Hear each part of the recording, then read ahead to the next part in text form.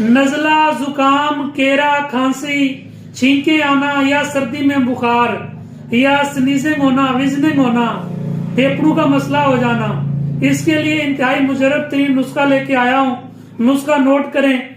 आपने लेनी है 50 ग्राम बरगे बांसा, 50 ग्राम मिलट्ठी, 50 ग्राम सौंफ और 50 ग्राम ही कलवंजी लेनी है। ये चारों चीजें 50-50 ग्राम लेके इनका सफूफ तैयार कर लें और 1 चम्मच शहद में इसकी 1 टीस्पून चाय वाली चम्मच मिक्स करके सुबह शाम खाएं। यकीन जाने जितना पुराना केरा होगा, नजला, जुकाम, खांसी होगी, पहली खुराक से अल्हम्दुलिल्लाह ठीक हो जाएगा मरीज। ये मुजरब तरीन नुस्खा है।